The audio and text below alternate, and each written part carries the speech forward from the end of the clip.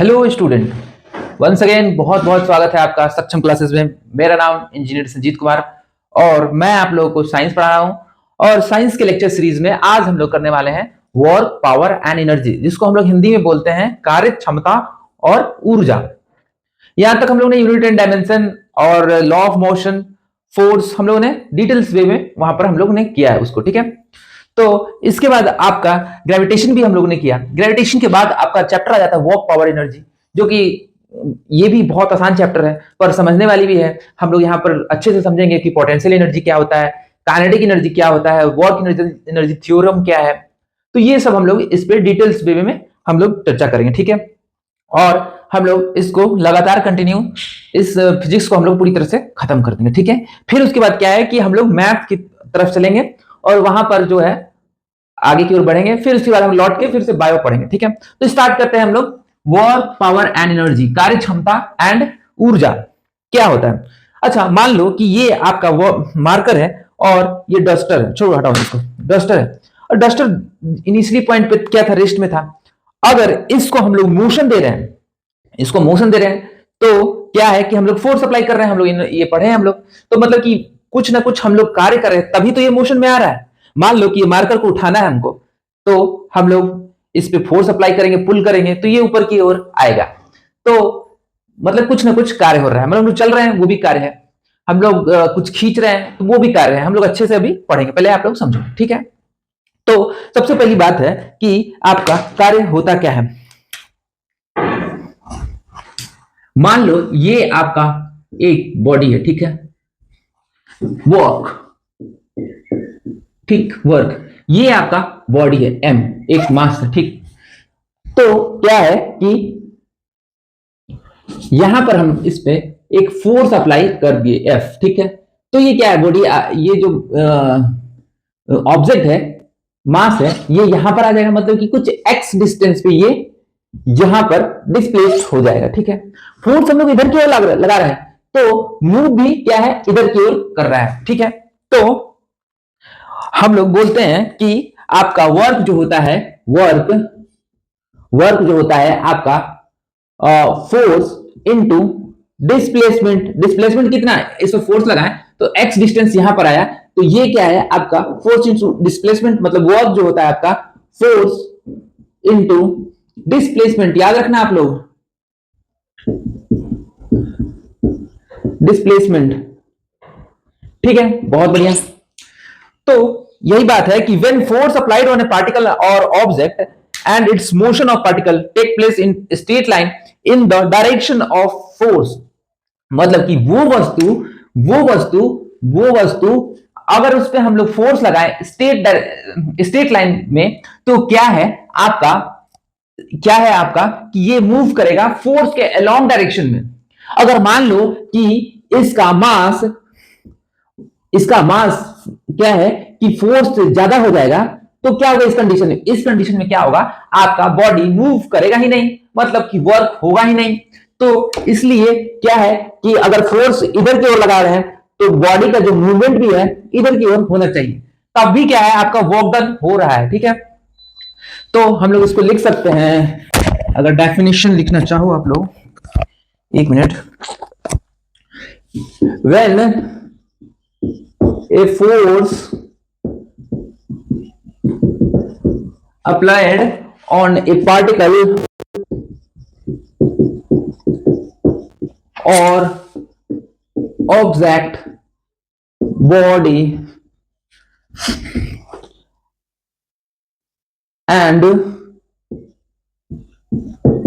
motion of the particle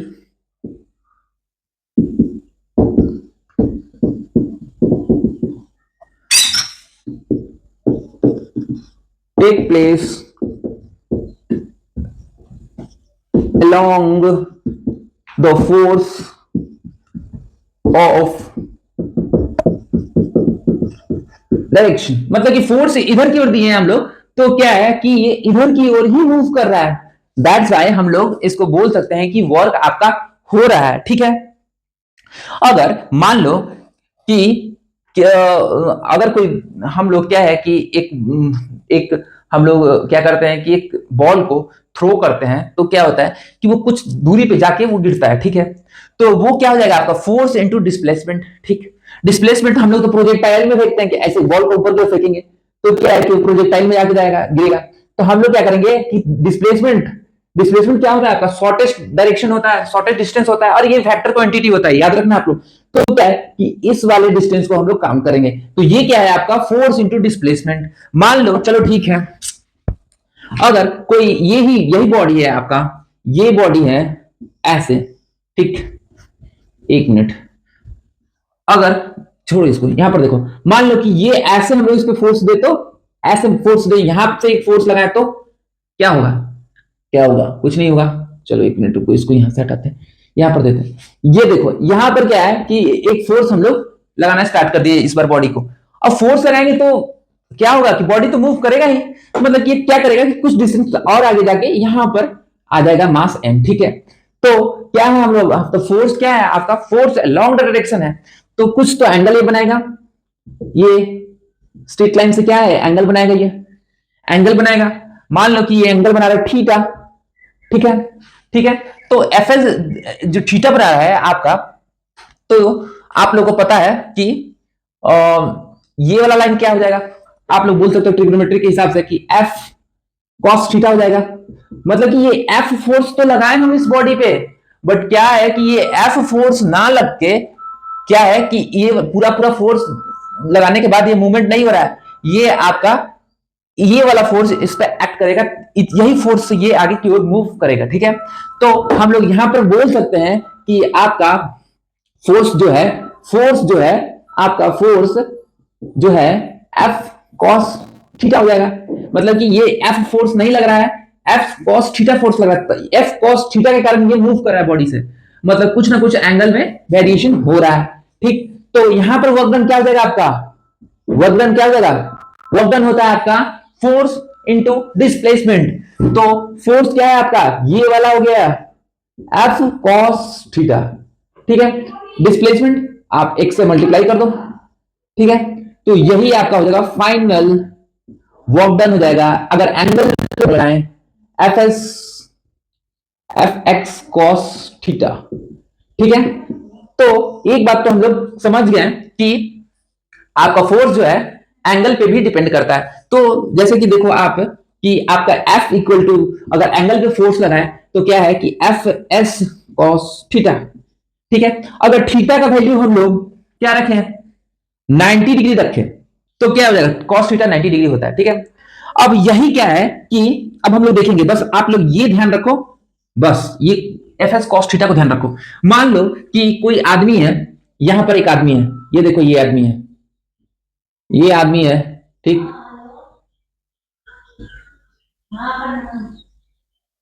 ये है आदमी, क्या है कि ये क्या कर रहा है कि एक ब्लॉक को उठा के आगे की ओर चल रहा है।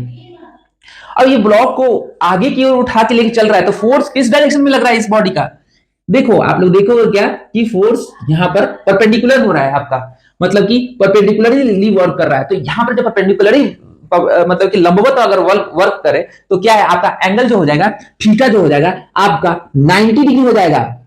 जब थीटा 90 डिग्री हो जाएगा आपका, तो क्या होगा आपका, थीटा 90 डिग्री हो जाएगा तो एफ एस कॉस थीटा, आप लोग को पता है कि फोर्स जो होता है वर्क डन होता है, तो एफ एस और कॉस 90 डिग्री का वैल्यू कितना होता है, जीरो। तो फोर्स क्या, वर्क डन क्या हो जाएगा आपका, जीरो। लो भाई, आपको वर्क डन जो हो गया आपका जीरो हो गया। मतलब कि हम लोग काम भी किए, बहुत दूर से सामान भी ढो के ले आए सर पे, पर हम लोग काम जो है हम लोग को गिना ही नहीं जाएगा क्योंकि आपने वर्क किया ही नहीं, ऐसा बोला जाएगा। लेकिन एक्चुअली में तो हम लोग वर्क कर रहे हैं भाई, सामान अपने से ज्यादा वजन उठाकर लेके आ रहे हैं, ठीक है। तो कैपेसिटी से ज्यादा करके आ रहे हैं, ठीक है। पर यहां पर जो है आपका खेल, वर्क डन जो है आपका जीरो हो जाएगा, क्योंकि work done depend upon force into displacement, और अगर एंगल पे हो तो एंगल थीटा हो जाता है। तो आप बोलोगे कि किस कंडीशन में आपका जो फोर्स जो होगा मैक्सिमम कब होगा, आप बोलोगे कि एंगल अगर थीटा इक्वल टू 0 डिग्री होगा तो क्या होगा आपका maximum force, maximum work done output आएगा। अब cos 0 डिग्री का वैल्यू आप लोगों को पता है कि cos 0 डिग्री का वैल्यू जो होता है वो होता है 1 होता है। तो फोर्स आपका क्या हो जाएगा, वर्क डेल्टा, यहां पर वर्क बोलो इसको, वर्क जो है आपका वर्क जो आपका क्या हो जाएगा, एफ एस कॉस 0 डिग्री, और cos 0 डिग्री का वैल्यू कितना होता है, f इंटू 0 डिग्री का वैल्यू 1 होता है, तो f इंटू एक्स, ये हो गया आपका वर्क डन। बहुत बढ़िया, ये आप लोग सही से समझ रहे होगे, हो, है ना। तो अब बात आती है कि क्या होता है कि हम लोग देखते क्या है कि एक जो गाड़ी होता है आपका, गाड़ी क्या करता है, गाड़ी को अगर हम लोग खींचते हैं तो क्या है कि जल्दी खींच लेते हैं हम लोग, और उसी को हम लोग धक्का देते हैं तो क्या है कि बहुत फोर्स का अप्लाई करना पड़ता है, ठीक है। ट्रेन देखो, ट्रेन क्या करता है कि ट्रेन में बहुत सारा बोगी लगा हुआ रहता है, ट्रेन क्या है आगे की ओर खींचता है, ये थोड़ी ना होता कि धकेल के लेके जाए, बोगी आगे आगे और इंजन पीछे पीछे, ऐसा क्यों होता है आप लोग सोचोगे, क्योंकि देखो ट्रेन को अगर इंजन पीछे हो तो धकेल के ले जाए तो उस केस में बहुत सारा फोर्स अप्लाई करना पड़ता है इंजन को, और वही आपका अगर खींच के ले जाए तो क्या है कि वर्क डन जो होता है आपका वो कम पड़ जाता है। वो कैसे होता है हम लोग देखते हैं, ठीक है, हम लोग देखेंगे, कहां देखें, यहाँ पर जगह है, देखते हैं। चलो थोड़ा सा आगे की ओर चलते हैं, हम लोग इस पे और डिटेल्स वे में हम लोग चर्चा करेंगे, ठीक है।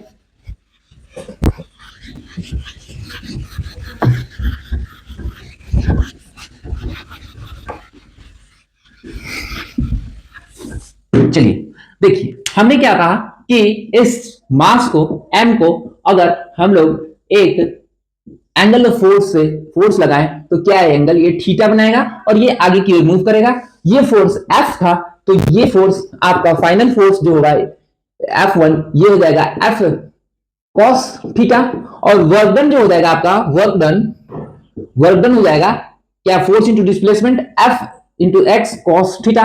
मतलब कि मैक्सिमम कहां होगा, मैक्सिमम होगा आपका थीटा का वैल्यू क्या है 0 डिग्री, और मिनिमम कहां होगा आपका परपेंडिकुलरली, जिसको हम लोग लंबवत बोलते हैं, वहां पर क्या हो जाएगा आपका 90 डिग्री होना चाहिए, ठीक है। ठीक है, थीटा का वैल्यू क्या होना चाहिए, थीटा का वैल्यू आपका 90 डिग्री होना चाहिए। वही है आप लोगों को बताया कि अगर हम लोग सर पे लेके चले कोई वस्तु को उठा के तो वहां पर आपका वर्क डन 0 कैसे हो जाता है, इसलिए हो जाता है क्योंकि वहां पर आपका जो फोर्स जो होता है लंबवत होता है, एंगल जो फोर्स ऑफ एंगल होता है वो लंबवत होता है, दैट्स वाई आपका वर्क डन होता है वो 0 होता है। अब बात करते हैं कि आप देखते हो कि ट्रेन जो है आपका, ये देखो एक बोगी कनेक्ट है, ये ऐसे कनेक्ट है, ये ऐसे कनेक्ट है, ये ऐसे कनेक्ट है, तो आप लोग हमेशा, ज्यादातर ऐसा नहीं है, वो पुश करके भी ले जाता है, ठीक। तो ये आपका इंजन इधर की ओर लगा हुआ रहता है, ये देखो इस तरह से आगे की ओर बढ़ रहा है, ये ट्रेन का ये इंजन है, ठीक। तो आप लोग देखोगे कि इंजन हमेशा ट्रेन के आगे ही क्यों लगा रहता है, क्योंकि देखो आपका जो फोर्स ऑफ डायरेक्शन जो होगा, जो पुल, पुल मतलब कि खींचना, और पुश मतलब कि धक्का देना, जो पुल, जो फोर्स ऑफ पुल होगा वो हमेशा क्या होगा, पुल होगा, पुल से क्या, पुश से क्या होगा आपका अधिक होगा। अगर कोई मान लो कि मेज है, हम लोग मेज को अगर धक्का देते हैं तो वहां पर बहुत सारा फोर्स लगता है, बट वही हम लोग उसको खींचते हैं ऐसे की ओर तो क्या है आपका वो जल्दी खींच जाता है, इसलिए खींचता है कि आपका फोर्स ऑफ एंगल जो है वो क्या है उस पर डिपेंड करता है, ठीक है। अब देखोगे कि आप ये ट्रेन ट्रेन जो है इस ट्रेन को खींचते वक्त क्या है आपका, इसका एंगल क्या हो जाएगा, जैसे देखो ये है आपका मास, ठीक, यहां पर है आपका 0 डिग्री, ठीक, यहां पर है 0 डिग्री, और ऐसे ऐसे ऐसे करते हुए क्या होता है 180 डिग्री आ जाएगा, ये हो जाएगा आपका 90 डिग्री हो जाएगा, ठीक है। तो आप लोग देखोगे क्या कि जब हम लोग इसको पुश कर रहे हैं, फोर्स का डायरेक्शन किधर की हो रहा है आपका, जब इसको हम लोग धकेलेंगे, ये फोर्स से इधर की ओर धकेलेंगे तो आपका क्या हो जाएगा, आपका ये हो जाएगा आपका 0 डिग्री, मतलब कि एंगल जो है आपका 0 डिग्री हो जाएगा। अगर ट्रेन इसको खींच रहा है तो क्या है कि एंगल जो है आपका क्या हो जाएगा 180, मतलब कि थीटा का वैल्यू क्या हो जाएगा 180 हो जाएगा। देखो ये खींच रहा है ये इधर की ओर, तो जब ये खींच रहा है तो आपका जो एंगल जो है, एंगल ऑफ थीटा कितना हो जाएगा 180, और cos 180 का वैल्यू जो आपका होता है वो हो जाता है आपका 0, मतलब कि वर्क डन जो हो जाएगा मैक्सिमम cos थीटा पे आपका एफ हो जाएगा, मतलब कि आपका फोर्स ज्यादा हो जाएगा, ठीक। वैसे आप लोग देखो कुआं से पानी निकालते वक्त हम लोग पुल ही करते हैं, ताकि पुली लगाने से क्या है कि टेंशन, फोर्स ऑफ टेंशन कम हो जाता है, वो आप लोग को आगे पढ़ने की चीज है, उस पर ध्यान नहीं देना, लेकिन खींचने में हम लोग को ताकत ज्यादा मिलता है, फोर्स वर्क डन ज्यादा होता है, और इसमें क्या है आपका कम होता है, ठीक। ध्यान रखें आप लोग वर्क को अच्छे से समझ गए होंगे, होप। चले आगे की ओर। हाँ, तो आपका एसआई यूनिट ऑफ वर्क जो होता है, SI unit, unit of work जो होता है क्या होता है, ऐसा यूनिट ऑफ वर्क जो आपका होता है वो होता है न्यूटन मीटर, ठीक, जिसको हम लोग क्या, आप लोग फोर्स को जॉल, फोर्स को क्या हम लोग करते थे, हम लोग न्यूटन में आप लोग कैलकुलेट करते थे, तो फोर्स आपका न्यूटन, और ये क्या हो जाएगा, डिस्प्लेसमेंट क्या हो जाएगा आपका मीटर में हो जाएगा, ठीक। तो इसको हम लोग बोलते हैं जॉल, ठीक है, जे से रिप्रेजेंट करते हैं।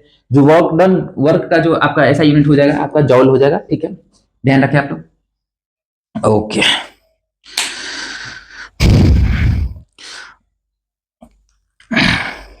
अगर मान लो कि एक बात और ध्यान दो आप लोग कि पॉजिटिव वर्क और नेगेटिव वर्क क्या होता है, एक थोड़ा सा देखो। पॉजिटिव वर्क क्या होता है कि अगर बॉडी को हम लोग मूव कराएं, उसका फोर्स और डिस्प्लेसमेंट जो हो अलोंग हो, सेम डायरेक्शन में हो, तो उसको हम लोग पॉजिटिव डायरेक्शन बोलेंगे, पॉजिटिव वर्क डन बोलेंगे। मतलब कि फोर्स भी एक ही डायरेक्शन में, इधर की ओर ही फोर्स, और डिस्प्लेसमेंट भी इस इधर की ओर, तो ये आपका पॉजिटिव वर्क हो जाएगा। और आपका नेगेटिव वर्क जो होगा क्या होगा, वो होगा फोर्स इधर की ओर दे रहे हैं, पर डिस्प्लेसमेंट क्या है आपका, डिस्प्लेसमेंट क्या है आपका, नीचे की ओर हो रहा है, अपोजिट डायरेक्शन में हो रहा है, ठीक है।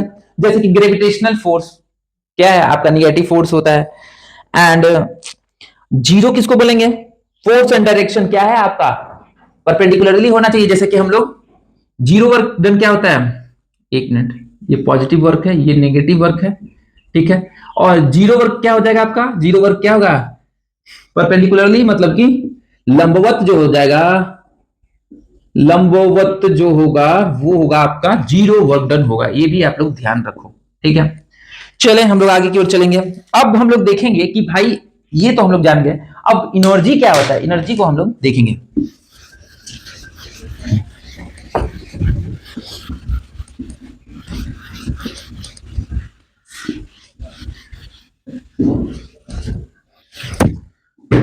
एनर्जी होता क्या, पहली बात हम लोग को समझना ये है कि व्हाट इज एनर्जी, आपका ऊर्जा क्या होता है आपका, ठीक।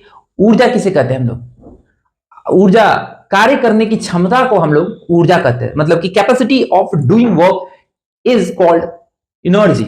मान लो कि कार्य करने की क्षमता, मान लो कि मैं 5 किलोमीटर दौड़ सकता हूं, ठीक। तो ये क्या है, मेरा एक एनर्जी है, मेरा एक ऊर्जा है कि हाँ भाई मेरा कैपेसिटी है कि हम लोग इतना दौड़ सकते हैं, ठीक है। मैं अब बोल सकता हूं कि एक बोरी उठा सकता हूं, 40 किलो 50 किलो तक मैं बोरी को उठा सकता हूं, तो ये मेरा कैपेसिटी है। अगर वही खली है तो वो खली तो भाई 100 किलो उठा लेगा, तो उसका अलग कैपेसिटी है, उसका अलग एनर्जी है, ठीक है। डूइंग वर्क उसका अलग है, ठीक। तो वो डिपेंड करता है आपका एनर्जी पे, ठीक है। तो एनर्जी जो आपका होता है, एनर्जी आपका दो प्रकार का होता है, एक होता है पोटेंशियल एनर्जी, एक होता है काइनेटिक एनर्जी, ठीक है। तो हम लोग अब देखेंगे थोड़ा सा बारी बारी से कि एनर्जी आपका क्या होता है। चलो लिखते हैं हम लोग, energy, capacity of, capacity of doing work, कार्य करने की क्षमता को हम लोग क्या कहते हैं, एनर्जी कहते हैं, ठीक है। ठीक, अब हम लोग थोड़े, और इसका जो पार्ट जो होता है दो तरह का होता है, एक होता है आपका पोटेंशियल, पोटेंशियल एनर्जी, और एक होता है आपका काइनेटिक एनर्जी। ये एनर्जी का आपका मतलब कि प्रकार जो, जिसको हम लोग एक टाइप है उसको बोलते हैं, इसको हम लोग बोलते हैं गतिज ऊर्जा।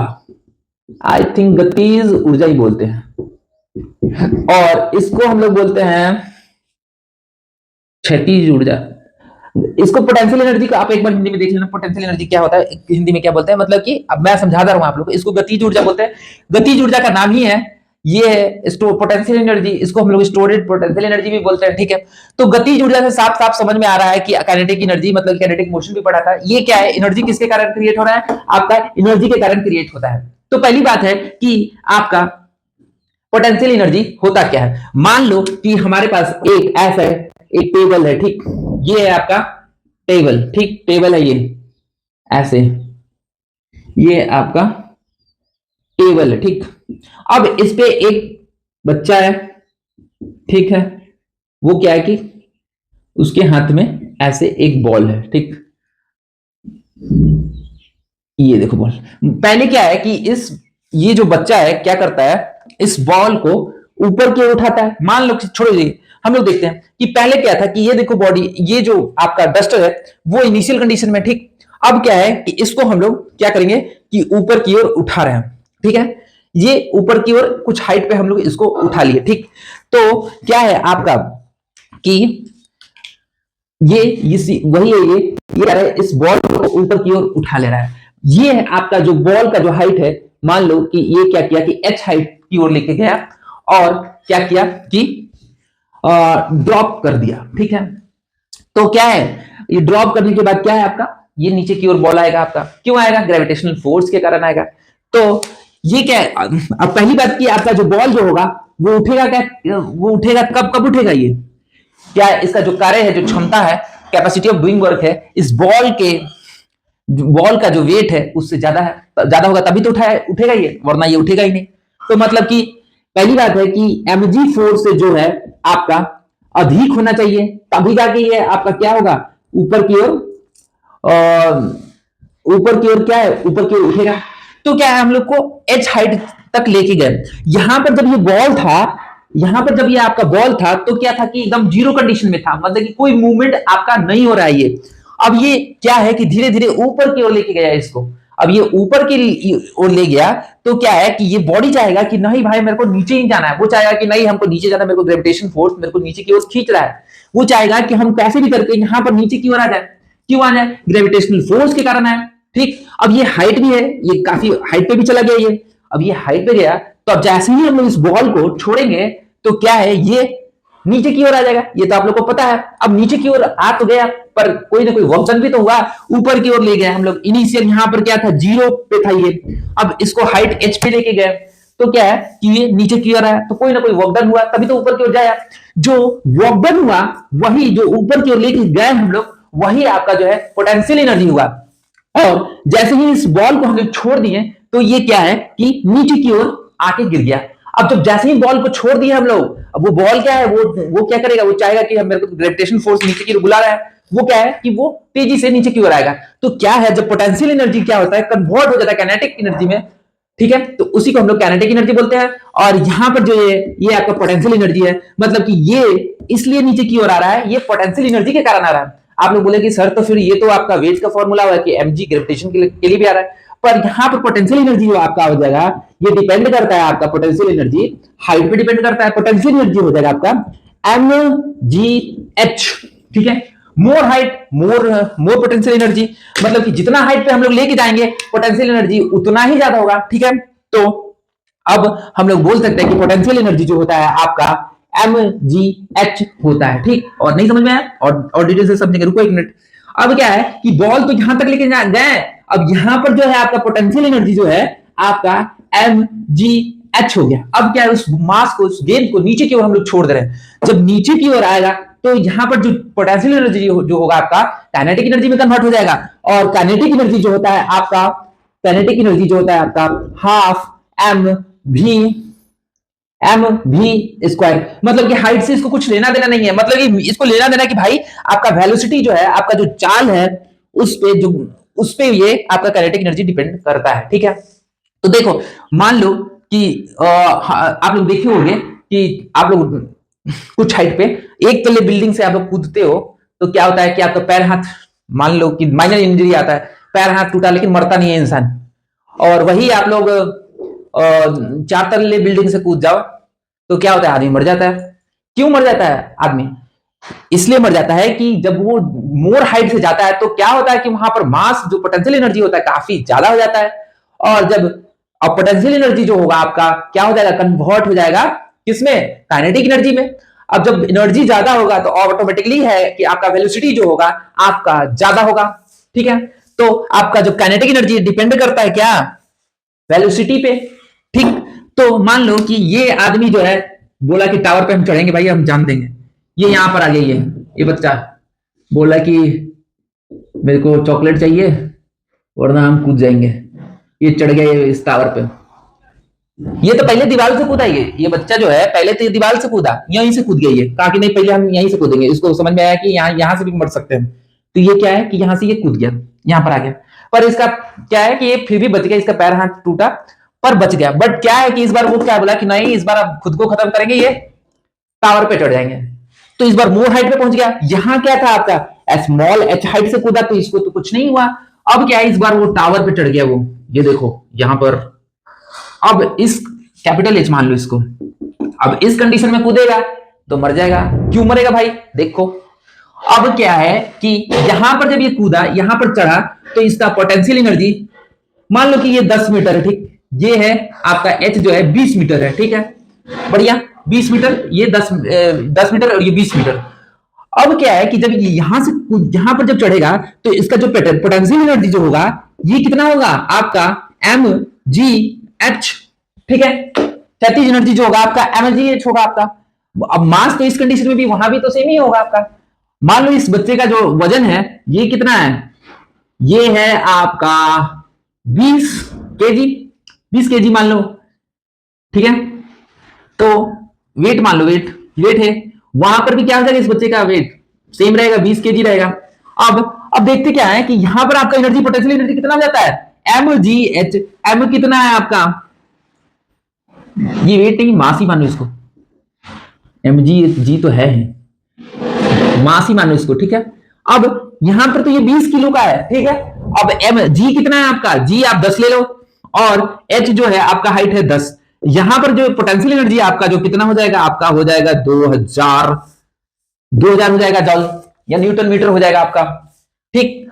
अब क्या है कि अब इस कंडीशन में जो आपका अब ये कूदेगा तो क्या हो जाएगा, इसका बॉडी का मूवमेंट क्या हो जाएगा आपका, ये आपका काइनेटिक एनर्जी में कन्वर्ट होगा। तो काइनेटिक एनर्जी जो हो जाएगा आपका हाफ एम वी स्क्वायर, और हाफ मास कितना है बॉडी का 20 है, वी स्क्वायर, और ये आपका पोटेंशियल एनर्जी के बराबर हो जाएगा, तो आपका 2000 हो जाएगा ये। अब यहां से क्या है कि कैंसिल आउट करो, ये देखो वी स्क्वायर इक्वल टू 200, और आपका वी कितना हो जाएगा 100√2 मीटर क्या पर सेकेंड, ठीक है। अब देखो यहां पर जो आपका जो काफी ज्यादा हो जा रहा है, बट फिर भी देखो 100 मीटर पर सेकेंड के स्पीड से ये नीचे की ओर आ रहा है, ठीक है। अगर यही बंदा जो है, यही बच्चा जो है इस हाइट पे जाएगा, तो इस कंडीशन में इस बार क्या हो जाएगा, आपका पोटेंशियल एनर्जी क्या हो जाएगा, एम जी एच, मास कितना है इसका 20 किलो, जी 10, एच 20, ये कितना हो जाएगा 4000। इस बार देखो इसका पोटेंशियल एनर्जी कितना हो गया, इसका पोटेंशियल एनर्जी बहुत ज्यादा हो गया इस बार इसका। अब जब पोटेंशियल एनर्जी ज्यादा हो जाएगा तो क्या हो जाएगा, आपका वेलोसिटी क्या हो जाएगा, इंक्रीज कर जाएगा। पोटेंशियल ये कितने किसके बराबर हो जाएगा, 4000, आपका हो जाएगा half m 20 v square m v square, ये पता नहीं है, ये 4000 है आपका, ये कैंसिल आउट, ये एक जीरो और आपका कैंसिल, मतलब कि भी जो हो जाएगा आपका 100 मीटर 200 मीटर पर सेकेंड, मतलब कि ये 200 मीटर पर सेकेंड की स्पीड से आके ये बच्चा जब आपका 20 मीटर ऊपर चढ़ेगा, तो 200 मीटर पर सेकेंड की स्पीड से आके जमीन पे धड़ाम से गिरेगा। तो इसके कंडीशन में क्या होगा, कॉलिजन जो होगा काफी हार्ड होगा, और इस कारण ये क्या है, बच्चा मर जाएगा। और यही क्या है कि ये आपका 10 मीटर के हाइट से कूद रहा है, एच हाइट से कूद रहा है, तो क्या होगा यहाँ पर आपका जो वेलोसिटी हो जाएगा, जो कूदेगा जब नीचे की ओर वो आएगा, तो वो क्या है, जमीन से टकराएगा आपका 100√2 मीटर पर सेकेंड के। तो इस कारण क्या है कि कम स्पीड होने के कारण कॉलिजन भी उतना हार्ड नहीं होगा। दैट्स वाई ये बच्चा जो है इसका पैर हाथ टूट के ये बच जाएगा, बट यहां से आप लोग कूदोगे तो मर जाओगे, क्योंकि आपका वेलोसिटी जो है वो काफी ज्यादा है, ठीक है।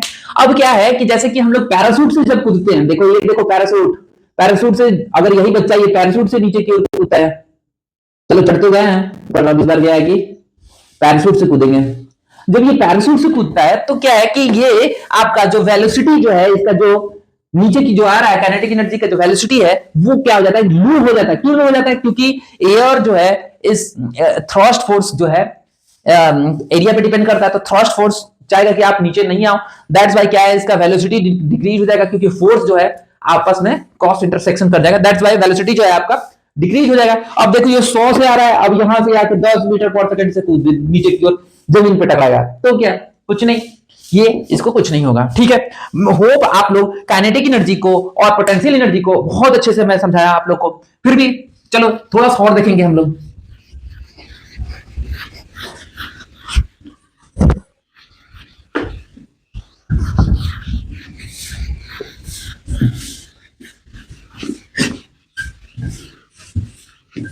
चलो ये देखो आप लोग, ये आपका स्प्रिंग है, ठीक है, ये स्प्रिंग है।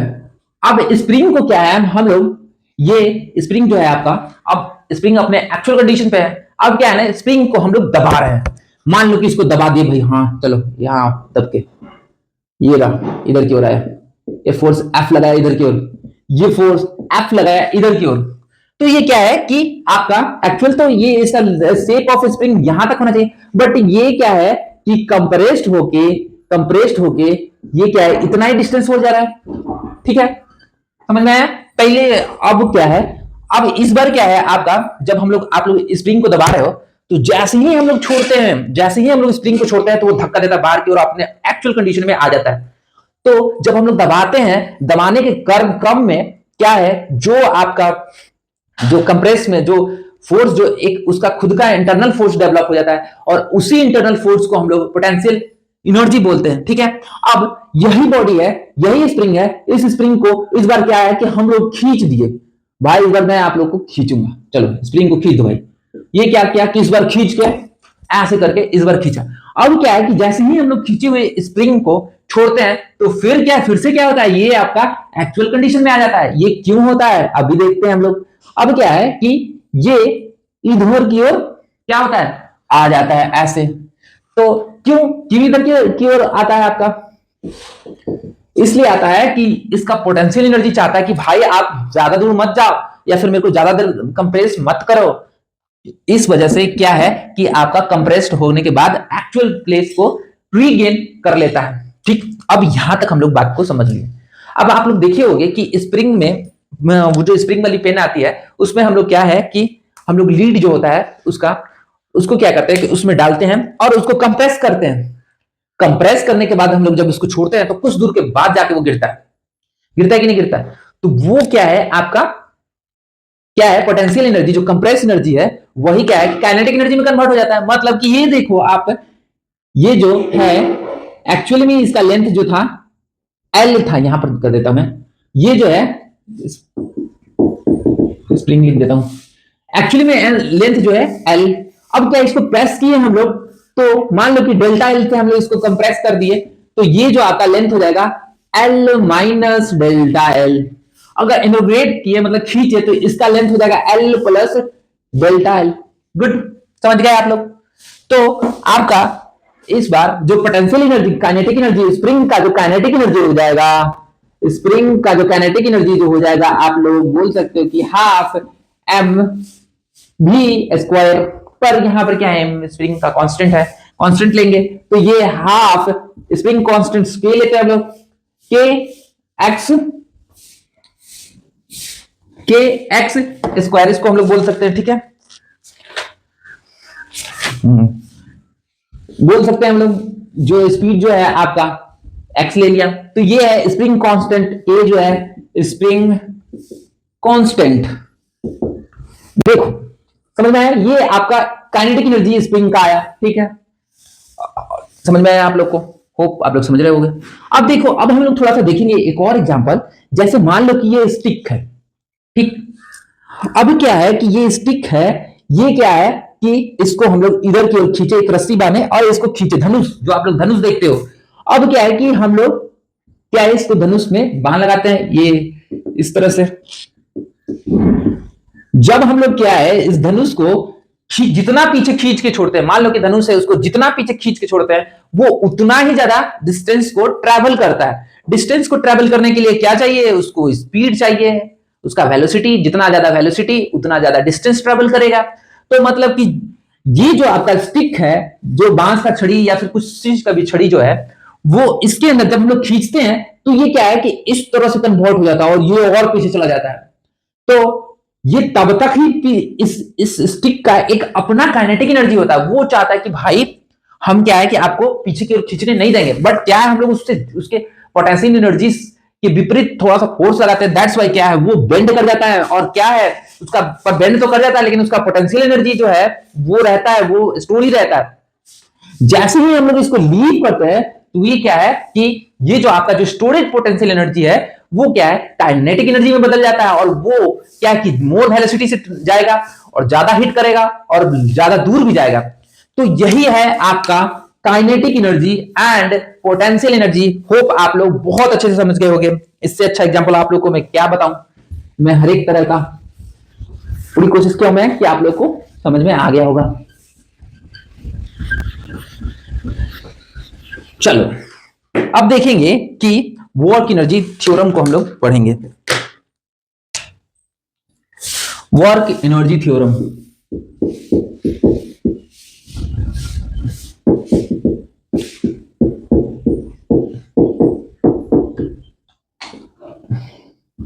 Work energy theorem.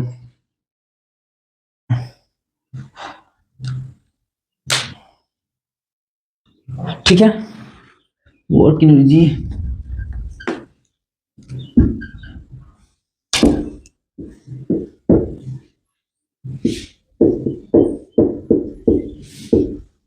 Work energy theorem देखेंगे। वर्क एनर्जी थ्योरम का क्या होता है, इसको हम लोग बोलते हैं कि the work done by all the forces acting on a body equal to change in kinetic energy of the body. मान लो कि मतलब कि कह रहा है कि हम लोग वर्क एनर्जी थ्योरम उसको बोलेंगे कि वो वर्क, मान लो कि इस बॉडी है, इस बॉडी पे क्या है कि हम लोग इधर से फोर्स लगा रहे हैं, इधर से ये फोर्स लगा रहे हैं, एक ऊपर से लगा रहे हैं, एक नीचे से लगा रहे हैं, एक इधर से लगा रहे हैं। मतलब कि इस बॉडी पे जितना भी फोर्स एक्ट हो रहा है वो क्या है, किसके बराबर हो जा रहा है, वो अगर काइनेटिक एनर्जी के बराबर हो जा रहा है, उसी को हम लोग बोलेंगे कि वर्क एनर्जी थ्योरम। ठीक है, तो बोलेंगे हम लोग कि the work done of all forces acting on body equal to change in kinetic energy of the body, यही होता है आपका वर्क एनर्जी थ्योरम। ठीक है, एक minute.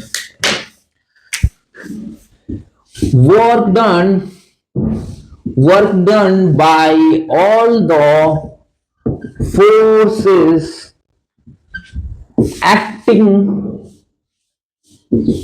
acting on the body equal to change in kinetic energy. ठीक है, मतलब कि जितना भी फोर्स लगा रहे हैं हम लोग, कोई भी फोर्स लगा रहे हैं, वो क्या है आपका काइनेटिक एनर्जी में कन्वर्ट हो जा रहा है, वही क्या है आपका एक वर्क एनर्जी थ्योरम बोल सकते हैं।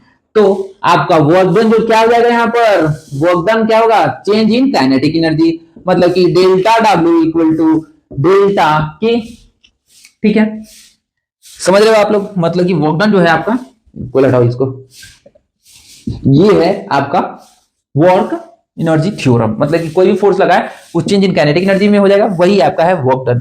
अच्छा, मान लो कि एक मास आपका m है, ठीक, ये देखो, अब क्या है कि ये फोर्स लगने के कारण डिस्प्लेस्ड होके ये क्या है यहां पर आ जाएगा, कुछ डिस्टेंस ट्रेवल करते हुए क्या है कि यहां पर आ जाएगा। जब हम लोग फोर्स लगाने से पहले, जब इनिशियली लगाए तो क्या है आपका वेलोसिटी जो है u हो गया। जब यहां पर जब आता है, जैसे कि हम लोग गाड़ी स्टार्ट करते हैं तो पहले 10 का, 5 का, 20 का, फिर एक ही बार आपका फिर 100 पे चले जाते हैं कुछ ही सेकंड में। तो इस बार क्या है कि वेलोसिटी जो है v हो जाएगा, क्योंकि आपका कांस्टेंट स्पीड पे जो अपना उसका एक्चुअल स्पीड है उस पे पहुंच जाएगा। ठीक है, क्या है फोर्स हम लोगों ने इस डायरेक्शन में लगाया तो वेलोसिटी भी इसी डायरेक्शन में आपका हो रहा है।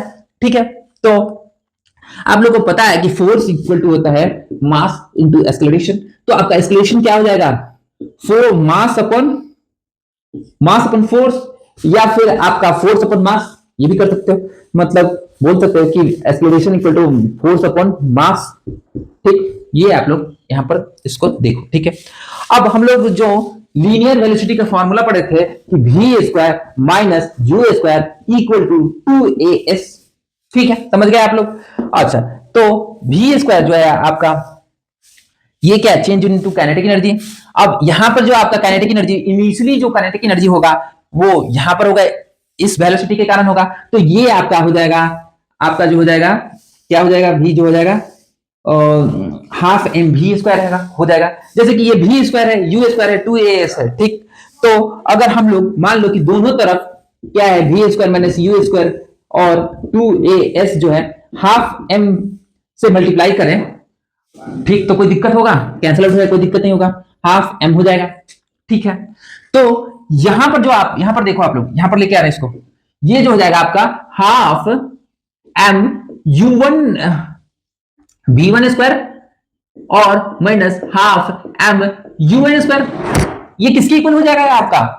ये हो जाएगा आपका m इंटू ए इंटू एस। ये देखो 2 से 2 कैंसिल आउट हो जाएगा, तो ये आपका हो गया 2a इंटू एस हो जाएगा।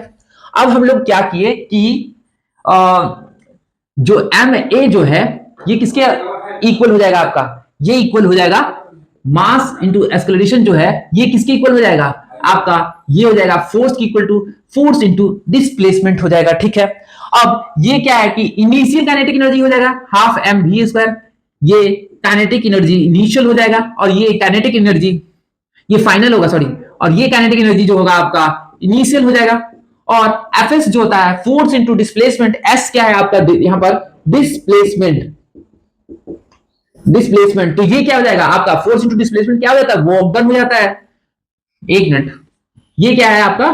वर्क हो जाता है।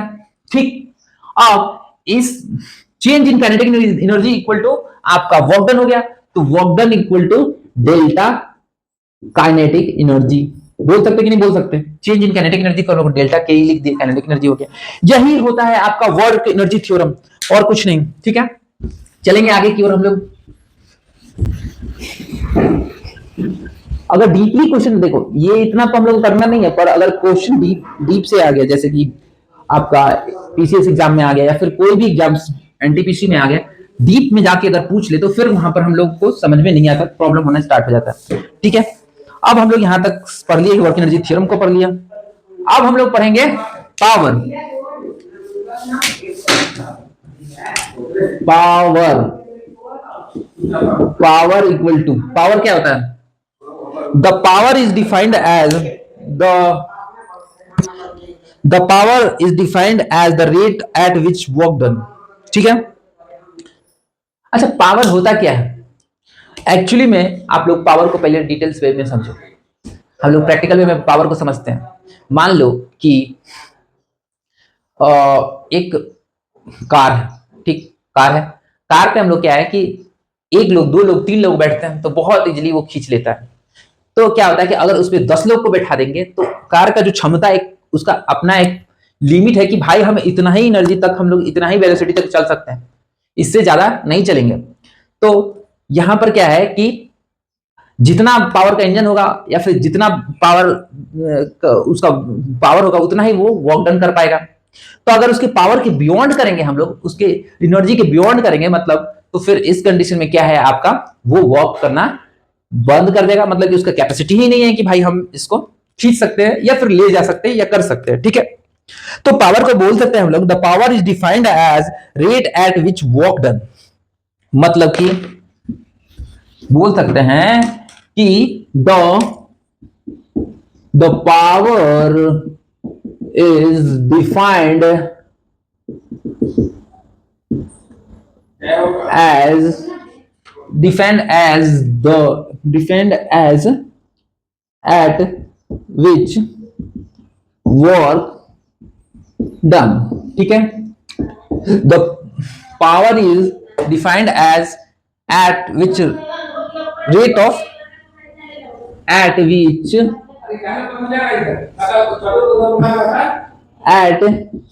which rate of work done.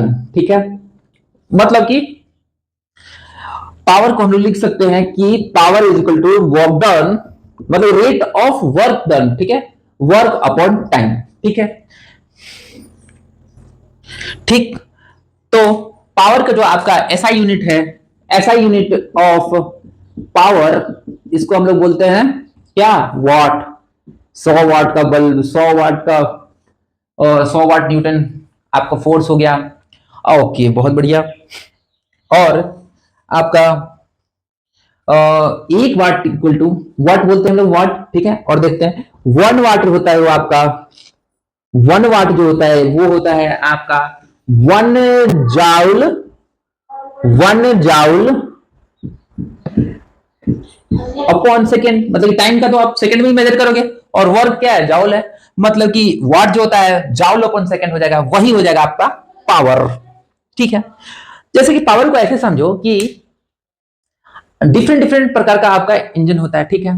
या फिर फैन देखो, आप फैन में देखोगे कि एक 100 वाट का 200 वाट का फैन है, एक 300 वाट का फैन है। या फिर कूलर देखो, आपका 850 वाट का होता है उसका मोटर, एक का होता है 1000 वाट का, एक का होता है 500 वाट का। पर देखोगे कि आप 1000 वाट का जो मोटर होता है वो क्या है कि ज्यादा एयर थ्रस्ट करता है, ज्यादा पावर ड्रिबल करता है। जैसे क्यों, कैसे मापेंगे हम लोग कि पावर कैसे है। मान लो कि जो 500 वाट का जो पावर है वो जो है आपका 1 सेकंड में 10 बार घूम रहा है। वही आपका 1000 पावर का जो मोटर है वो क्या है कि 1 सेकंड में वो 50 बार घुमा दे रहा है। तो इस वजह से इस तरह से हम लोग पावर को हम लोग देखेंगे कि 1 सेकंड में है वो ज्यादा बार घुमा रहा है, तो वही वाट जो है आपका 1 जूल पर सेकंड, ठीक है। तो rate of the power is defined as rate of which work done, मतलब कि 100 बार वर्क डन कर रहा है ज्यादा बड़ा वाला मोटर है, जो छोटा वाला है वो 10 ही 20 बार कर रहा है। तो यही आपका पावर है, ठीक। और देखेंगे हम लोग हॉर्स पावर क्या होता है। हॉर्स पावर काफी बार क्वेश्चन पूछ देता है कि हॉर्स पावर क्या होता है। हॉर्स पावर एक मेजरमेंट है। ये 1 हॉर्स पावर होता है आपका 746 वॉट, ठीक है। आप लोग देखिए कि इतना हॉर्स पावर का मशीन है, 2 हॉर्स पावर का, 3 हॉर्स पावर का, जितना हॉर्स पावर उतना पावर मोर डिलीवर, मतलब कि ज्यादा पानी देगा, जितना पावर होगा उतना ही ज्यादा पावर पानी देगा वो। तो इस हिसाब से आप इसको समझोगे कि 1 हॉर्स पावर इक्वल टू आपका होता है 746 वाट, ठीक है। ओके, अगर 1 किलोवाट के बराबर पूछ दे तो 1 किलोवाट, 1 किलोवाट क्या हो जाएगा आपका, ये हो जाएगा 1000 वॉट के आपके बराबर हो जाएगा, ठीक है। 1 किलोवाट जो है आपका क्या है कि 1000 वॉट के बराबर हो जाएगा, ये तो क्लियर सी बात है, ठीक है। अच्छा, 1 किलो आवर पूछ देते हो, 1 किलो वॉट आवर पूछ देते हो, ये आपका कितना हो जाएगा, एक तो 1000 आवर हो ही गया भाई कि 1000 वॉट, 1 किलो वॉट के बराबर 1000 वाट हो गया। अब क्या है इसमें, क्या करो आप लोग आवर्स को बदल दो, तो सिंपली क्या करो आप लोग, एक आवर में कितने सेकंड होते हैं, 3600 सेकंड होते हैं, ठीक है। अब इसको करोगे तो 3.6 इंटू 10 टू द पावर 6 क्या हो जाएगा आपका, ये हो जाएगा जॉल। मतलब 1 किलो वाट बराबर 3.6 into 10 to the power 6 joule जो हो जाएगा आपका, क्या हो जाएगा, ये हो जाएगा एनर्जी, ठीक है। यही आप पावर बोल सकते हो। ओके, अब कुछ नहीं है, अब यही समझना जरूरी था, मेन था आपका काइनेटिक एनर्जी, पोटेंशियल एनर्जी, और ये वाट आवर और एसआई यूनिट इन लोगों का, ये ध्यान रखो आप लोग। और अगर डीपली थोड़ा सा जाए तो फिर इसको भी देख लो। चलेंगे हम लोग नेक्स्ट। ओके, अब देखेंगे कि कंजर्वेटिव और नॉन कंजर्वेटिव फोर्स क्या होता है। कंजर्वेटिव एंड नॉन कंजर्वेटिव क्या forces, conservative and non conservative forces क्या होता है। मान लो कि ये आपका मास है, यहां से लेके आओ, शुरू से करते हैं, यहां पर देखो ये एक मास है m, ठीक। अब इसको उठा के यहां पर लेके आ गया भाई, ये सीधा गया यहां पर आ गया भाई, तो ये क्या है आपका, ये है आपका कंजर्वेटिव फोर्स, कंजर्वेटिव वो जो भी बोल रहा है, मतलब कि ये आपका जो है W1। अगर यही मास है, ये क्या है आपका m है, इसको इधर की ओर घुमा घुमा के ऐसे घुमा घुमा के ऐसे घुमा घुमा के यहां पर लेके आए, तो क्या है, ये क्या है, इसका पाथ डिफरेंट है, अलग अलग है। तो क्या है, अगर इसका वर्क डन क्या होगा, इसका भी वर्क डन होगा आपका W ही, ठीक है। मतलब कि आपका पाथ पे वर्क डन जो है आपका पाथ पे डिपेंड नहीं करता, मैं पहले ही बता चुका हूं। तो ये क्या है, लेकिन फोर्स तो अलग अलग है, ये हो जाएगा आपका कंजर्वेटिव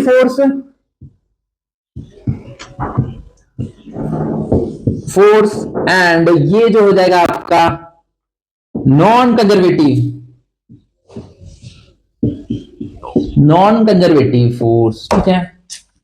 अब कंजर्वेटिव फोर्स जो होता है आपका क्या करता है, पाथ पे डिपेंडेंट नहीं करता है, और नॉन कंजर्वेटिव है जो आपका पाथ पे डिपेंड करता है। ये देखो ये यहां पे आ गया सीधे, और ये क्या ऐसे करके क्या हुआ, ये पाथ पे डिपेंड कर रहा है भाई। डिस्प्लेसमेंट फोर्स इनटू डिस्प्लेसमेंट तो मेरे को पता है, करेंगे भाई, यहां से यहीं आना था ना, तो डिस्प्लेसमेंट क्यों नहीं ले, वहां ठीक है, बहुत बढ़िया किए, पर फोर्स इसको ज्यादा लगाना पड़ेगा, दैट्स वाई क्या होगा, ये वर्क डन चेंज हो जाएगा, वर्क ज्यादा करना पड़ेगा। तो ये आपका वर्क W है। तो ये क्या है आपका, डिपेंड कर रहा है पाथ पर, क्योंकि ये ज्यादा डिस्टेंस ट्रेवल कर रहा है, ठीक है।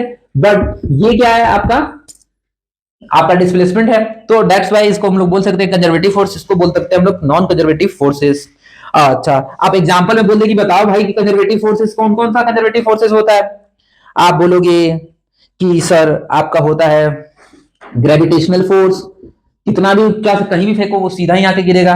आपका आपका जो हो गया कोहेंसिव, अभी पढ़ाऊंगा मैं सरफेस टेंशन आगे के पढ़ाऊंगा, तो कोहेंसिव फोर्स एंड एडर्सिव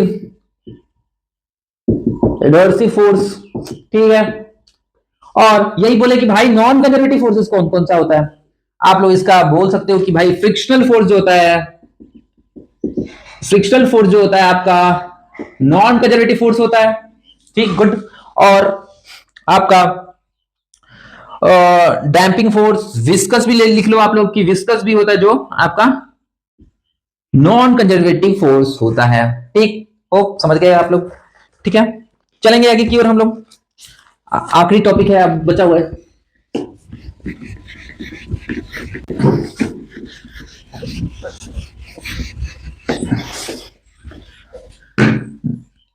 अब देखेंगे हम लोग, एक minute, law of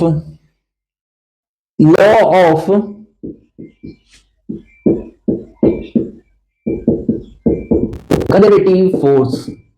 law of conservative force क्या होता है आपका, आप लोगों को पता होगा या फिर जान लो कि हम लोग एनर्जी को कभी क्रिएट नहीं कर सकते हैं, ना ही डिस्ट्रॉय कर सकते हैं, बस हम लोग इसको ट्रांसफर कर सकते हैं one form to another form. ये आप लोग को पता होगा, ठीक है। तो और ना ही उसको हम लोग खत्म कर सकते हैं, जैसे कि हम लोग इलेक्ट्रिकल एनर्जी को मैकेनिकल एनर्जी में बदलते हैं, फिर मैकेनिकल एनर्जी को हम लोग इलेक्ट्रिकल एनर्जी में बदल लेते हैं, और फिर हम लोग क्या करते हैं कि केमिकल एनर्जी को इलेक्ट्रिकल एनर्जी में कन्वर्ट कर देते हैं। जैसे एग्जांपल के तौर पे आप लोग देखोगे कि बैटरी सेल्स, बैटरी जो होता है आपका केमिकल एनर्जी होता है, प्राइमरी सेल्स होता है वो क्या है आपका इलेक्ट्रिकल एनर्जी में कन्वर्ट होता है। बल्ब जलाते हैं हम लोग, टॉर्च जलाते हैं, ठीक है। तो इसके अनुसार according to law of conservative force, energy can not be created or destroyed. It can be transferred one form to another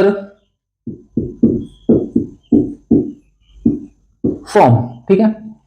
इसको एक फॉर्म से अनदर फॉर्म में हम लोग बदल सकते हैं, ठीक है। तो आपका काइनेटिक, टोटल काइनेटिक एनर्जी जो आपका जो ये law of conservative, law of conservative energy होगा, ये फोर्स नहीं होगा मैं, ठीक है। आपका जो टोटल एनर्जी जो होता है, आप टोटल एनर्जी जो होता है आपका according to law of conservation, ये होता है आपका टोटल एनर्जी होता है आपका potential energy plus kinetic energy, ये होता है आपका टोटल एनर्जी, ठीक है। ये किसके बराबर होता है आपका कांस्टेंट के बराबर होता है। यही बोलता है आपका लॉ ऑफ कंजर्वेशन, मतलब कि टोटल एनर्जी जो होता है आपका कांस्टेंट के बराबर हो जाता है। मतलब कांस्टेंट है भाई कि और कोई और एनर्जी में बदल देंगे, पर ये जो आपका एनर्जी जो होता है किस फॉर्म में होता है, काइनेटिक एनर्जी और पोटेंशियल एनर्जी, ठीक है। और आपको पोटेंशियल एनर्जी पता है कि एम जी एच होता है, और काइनेटिक एनर्जी आप लोगों को पता है कि हाफ एम भी स्क्वायर होता है। ये किसके बराबर हो जाएगा आपका कांस्टेंट के बराबर हो जाएगा, गुड है, बढ़िया, ठीक है। और आप लोग को पता है कि जो पोटेंशियल एनर्जी है डिपेंड करता है हाइट पे, और काइनेटिक एनर्जी डिपेंड करता है आपका क्या पे, आपका वेलोसिटी पे डिपेंड करता है, ठीक है, ओके। और ये भी बताया था आप लोग को, जो बच्चा जो कूदता है, अगर हम लोग ड्रॉप करते हैं तो क्या होता है, आप लोग हाइट पे, इस हाइट पे बॉडी को ड्रॉप करते हैं तो क्या होता है, सबसे पहले पोटेंशियल एनर्जी आता है उस बॉडी में, अब वो क्या करता है, ट्रांसफर कर देता है किस पे, वो ट्रांसफर कर देता है काइनेटिक एनर्जी में, दैट्स व्हाई वो नीचे की ओर आता है और चोट लगता है, ठीक है। और यही जो है, यही जो है आपका, जब यही जो है आपका एनर्जी जो है चेंज हो रहा है। ठीक है, होप आप लोग समझ रहे हो। आप लोग इतना डिटेल से मैं आप लोग को समझाया मैं। ठीक है, ये चैप्टर आपका पूरी तरह से कंप्लीट हो गया। ठीक है, अब हम लोग आगे की ओर नेक्स्ट करेंगे और वेव्स वेव्स पढ़ेंगे। वहां पर हम लोग नहीं मैटर्स पहले पढ़ेंगे। हम लोग मैटर्स, प्रॉपर्टीज ऑफ मैटर पढ़ेंगे, वहां पर फ्लूइड्स पढ़ेंगे और उसके बाद हम लोग आगे की ओर बढ़ेंगे। ठीक है, फिर साउंड्स पढ़ेंगे। ठीक, साउंड्स पढ़ने के बाद वेव्स पढ़ेंगे, वेव्स के बाद साउंड पढ़ेंगे, साउंड के बाद हम लोग क्या है कि ऑप्टिक्स करेंगे वहां पर, फिर आगे की ओर बढ़ेंगे। ठीक है, तो होप आप लोग आज का क्लास एंजॉय कर रहे होंगे। थोड़ा सा लॉन्ग हो गया बट समझना भी बहुत जरूरी था। ये तो अगर नॉर्मली बुक में देखो तो एक पेज का ये चैप्टर है, पर क्या है कि आजकल एग्जामिनर जो है वो काफी स्मार्ट हो गया, वो क्या है डिटेल्स में जाए, पर एनसीईआरटी की रिकॉर्डिंग हम लोग को ये सब पढ़ना जरूरी है, तो हम लोग इसको पढ़ रहे हैं। ठीक है, तो लगे हाथ आप लोग क्या करो कि इस चैनल को सब्सक्राइब भी करो और शेयर भी करो। ठीक है, मिलते हैं नेक्स्ट लेक्चर में, तब तक के लिए थैंक यू। आपका दिन शुभ हो।